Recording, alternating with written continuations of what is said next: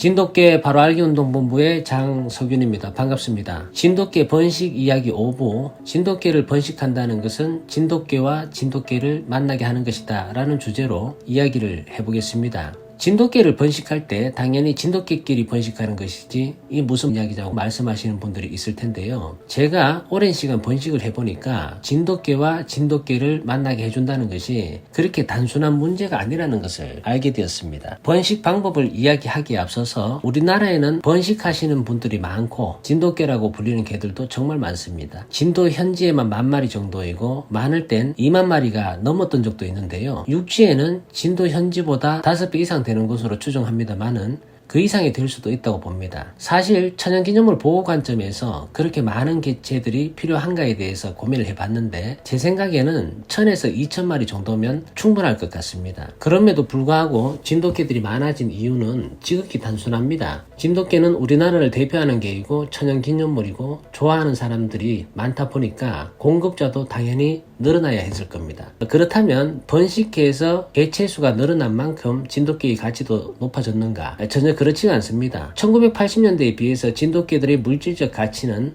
5배 이상 떨어졌다고 해도 과언은 아닙니다. 우리나라에서는 진돗개를 처음 키우시는 분들조차 번식하는 걸 당연히 생각하고 문제의식도 없었던 것 같은데요. 번식을 왜 이렇게 많이 하고 있는 걸까에 대해서 고민을 해봤는데 몇 가지 이유들이 있었습니다. 첫 번째, 잘못된 번식 문화의 전승을 꼽을 수가 있습니다. 진돗개를 먼저 키우셨던 선배들로부터 배운 건데요. 일찍부터 진돗개를 키우셨던 선험자들이 진돗개들의 가치를 제대로 판단할 수 있는 기준을 세우고 진돗개를 관찰하고 느끼면서 제대로 즐길 수 있는 한국적인 진돗개 문화를 만들어 갔더라면 진돗개의 가치는 높아졌을 것이고 경쟁력도 있었을 텐데 선험자들이 진돗개를 키우면서 번식하고 새롭게 만들고 분양하는 것이 큰 즐거움인 양 애견 문화를 조성해 왔던 것을 후배들이 그대로 답습한 것입니다. 두 번째, 우리나라에는 식견 문화와 보신 문화가 있었기 때문에 번식한 강아지들이 분양이 안 되는 경우에도 쉽게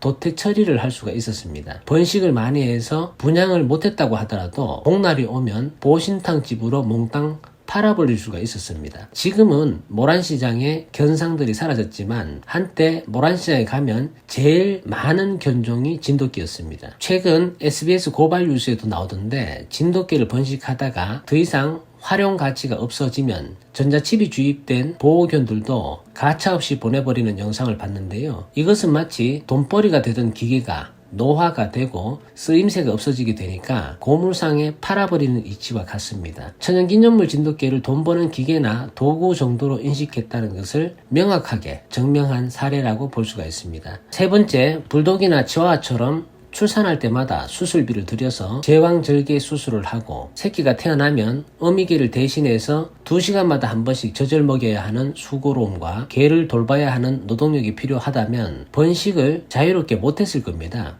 그런데 진돗개들은 교배만 시켜놓으면 지들끼리 알아서 새끼를 놓고 지들이 알아서 잘 키우다 보니까 번식하는 리스크가 적고 편의성까지 좋았던 겁니다. 네 번째, 키우는 개들이 생리적 욕구 충족을 위해서라고 봅니다. 가족이 된 개가 성장을 했으니까 장가를 보내줘야 되겠다, 또는 내가 키운 암컷이 다 컸으니까 시집을 보내야 되겠다 라고 하는 개들의 본능적 욕구를 해소해 주기 위해서 견주분들의 측은지심이 발동했다는 겁니다. 거기까지는 좋은데 강아지들이 태어나면 그 개들도 성장할 텐데 책임질 수 없는 견주분들이 대부분이었겠죠. 이러한 이유들로 알 수 있는 것은 번식자의 자격 조건이나 등용문 같은 것은 없었고 번식하는 것을 제도적 장치로 막을 수가 없는 실정이어서 진도 경계에는 전문 번식가도 없고 비전문가의 차이나 경계도 없다는 것이 현실입니다. 저희 소견으로는 번식자라고 하면 진돗개를 이해하기 위해서 본인 스스로 사실이나 현상을 관찰한 후에 가설을 세우고 분석과 해석을 통해서 지속적인 검증 작업을 통해서 번식자 스스로가 진돗개들의 사실적 가치에 대해서 정의를 내릴 수 있는 사람을 번식자라고 합니다. 그러나 번식의 역사에서 이야기했듯이 대중들에게 진돗개가 인식된 뒤에 진돗개를 번식하는 대부분의 번식자들은 60여 년간 사실에 근거하지 않고 막연한 바램과 희망, 상상 속의 개를 꿈꾸면서 번식을 해왔다는 것을 증명을 해왔습니다. 정말 진돗개를 좋아하는 동호인이라면 번식을 하기보다 본인들이 선택한 진돗개들과 재밌고 즐겁게 애견 생활을 하면서 추억을 만들어가는 것에 집중했으면 좋겠지만 그것은 저희 순진한 바람이라고 생각을 합니다. 그래서 동호인들의 번식 욕구는 법적 제도적 장치가 만들어지지 않는 이상 진돗개 번식을 멈추게 하는 것은 사실상 불가능하다고 판단했고, 어떤 이유에서든 번식을 해야 한다면 최소한의 원칙은 지켜가면서 하자는 뜻에서 그동안 경험한 것을 이야기를 해보겠습니다. 제가 말하는 것이 절대적인 것은 아니지만 번식하시는 분들에게 도움이 되었으면 좋겠습니다. 진돗개를 번식한다는 것은 진돗개와 진돗개를 만나게 해주는 것이다 라는 것이 진돗개 번식의 핵심인데요. 번식을 하려면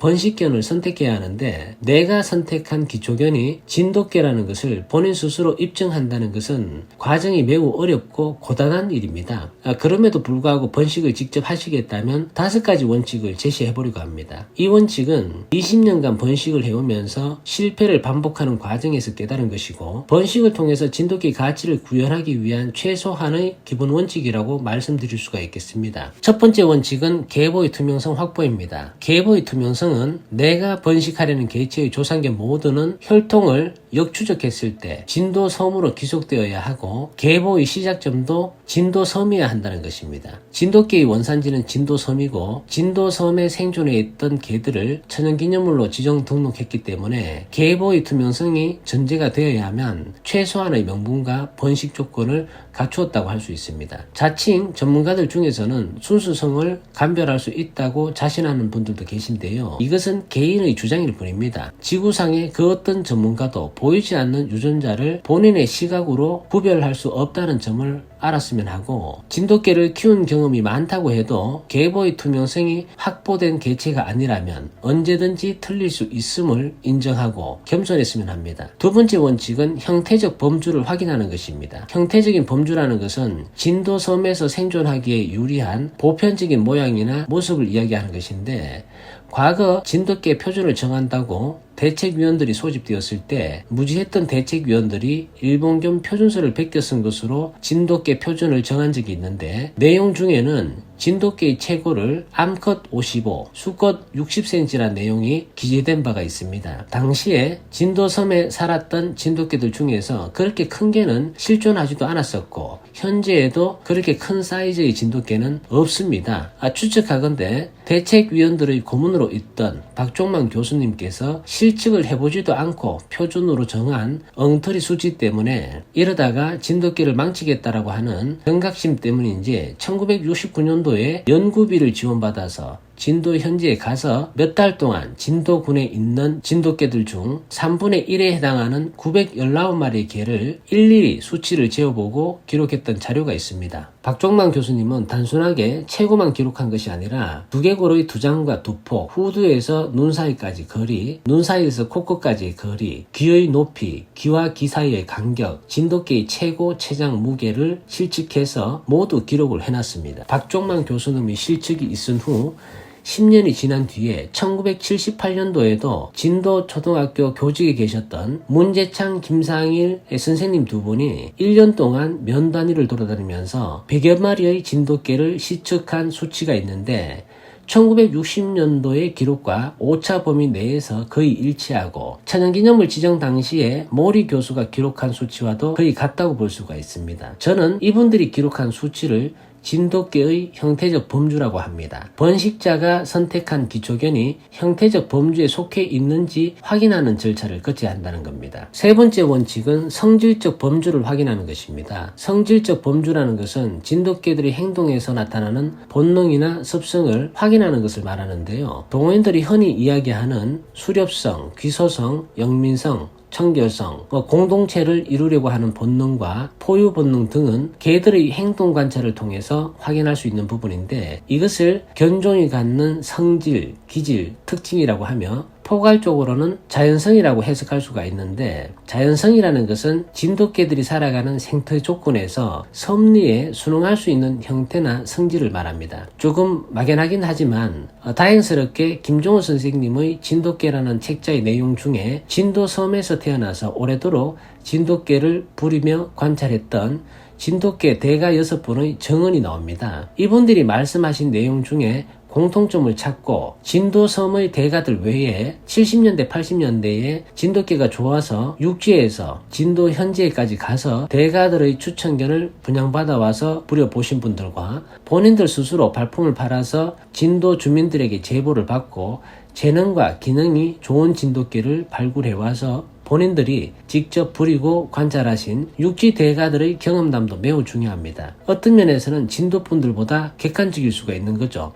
그리고 진돗개 대가들과 오랜 시간 경험을 축적해 오신 원로분들의 글과 말들이 정말 중요한 것은 사실이지만 말과 글만으로 모든 걸 믿을 수는 없기 때문에 번식을 하시는 분들이라면 대가들의 추천견이나 전문인들이 소중하게 생각했던 진돗개들 중 계보가 명확한 개체를 분양받아 와서 개들에게 자유를 주고 개들의 행동 양식 관찰을 통해서 일일이 확인을 해야 하는데, 이러한 과정을 통해서 대가들의 말씀과 원로분들의 증언을 검증하면서 성질적 범주를 확인해야 합니다. 형태적 범주가 확인되었다고 해서 개들의 유전자까지 볼 수 있는 것은 아니기 때문에 번식을 하려고 했던 개들에게 다양한 기회를 부여하고 될 수 있으면 많은 행동을 하게 해서 어떤 유전적 성질이 있는지를 확인하는 것은 매우 중요한 과정이라는 것입니다. 저는 이런 과정 모두를 통과한 개체를 번식견이자 진돗개라고 정의하고, 이런 과정을 통과한 진돗개 수컷과 진돗개 암컷을 짝짓기 해주는 것을 번식자의 역할이라고 말씀드립니다. 실제 이런 과정을 통과한 진돗개를 만난다는 것은 쉬운 일은 아니지만 까다로운 절차를 통과한 개체라면 번식을 떠나서 스스로 자긍심을 갖고 즐거운 마음으로 애견 생활을 할 수 있을 것이라고 생각하고, 본인 스스로 검증 절차를 모두 마쳤다면 전람회에 나가서 평가를 받는다거나 자칭 전문가들의 차가운 시선에 흔들릴 이유가 전혀 없는 것입니다. 이미 그 개는 녹록지 않은 절차를 통과한 진돗개이기 때문입니다. 네 번째 원칙은 번식의 목적성입니다. 진돗개를 번식한다는 것은 특별한 한 마리의 개체를 번식하기 위한 것이 아니라 개체군의 보편성을 추구하는 목적이어야 합니다. 진돗개를 번식하는 목적은 진돗개 고유의 형질을 보호하고 유지하는 것만이 유일한 목적이어야 하고, 다른 어떠한 목적성도 갖지 말아야 합니다.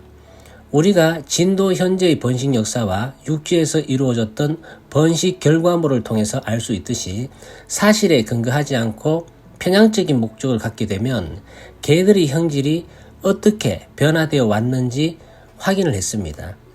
이 중에서 제일 나쁜 목적성이 진돗개를 팔아서 소득을 올리기 위한 목적입니다. 현재 진도군이나 육지에서 번식하는 많은 분들이 그렇게 하고 있죠. 더 심각한 것은 협회를 이끌고 있는 수장들도 진돗개를 분양하기 위해서 안간힘을 쓰고 있다는 게 현실입니다. 진돗개의 형질적 가치를 추구하기 위한 번식이 아니라 돈을 벌기 위한 번식이라면 소비자의 기호나 취향에 따라서 진돗개의 형질에 대해서 타협을 해야 하고, 돈을 목적으로 번식되어진 진돗개들의 형질은 필연적으로 변질되게 되어 있습니다.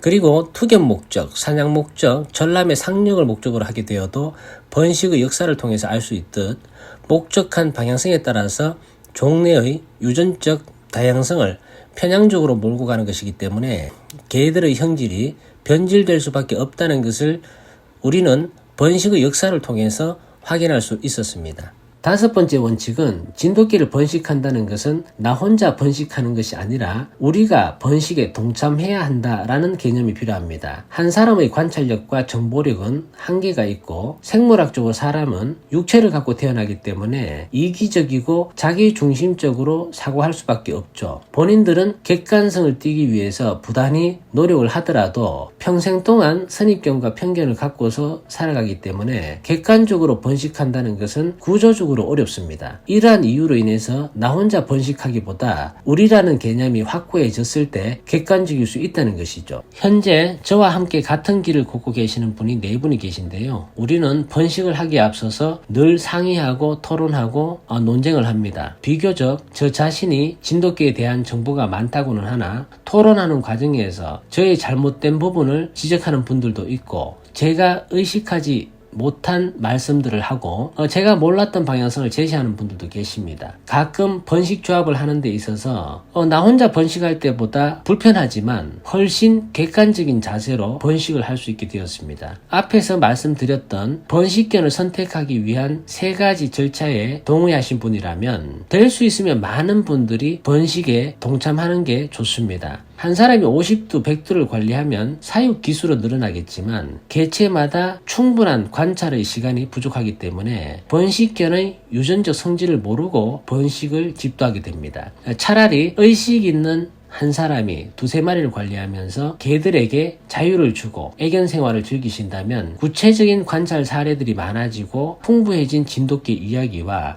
사실적 데이터가 축적되기 때문에 진돗개의 보편적인 형질을 유지하고 보호하는 데 있어서 가장 이상적인 번식 방법이라고 생각합니다. 이것으로써 길었던 번식 이야기를 끝내게 되었는데요. 다소 지겹고 무거운 번식 이야기였겠지만 번식자 스스로가 본인들의 행위를 한 번쯤 되돌아봐야 할 시점이라고 생각을 했고 누군가는 해야 할 이야기였다고 생각을 합니다. 지금까지 청취해주신 동호인 여러분 고생하셨습니다. 즐거운 애견생활 되십시오.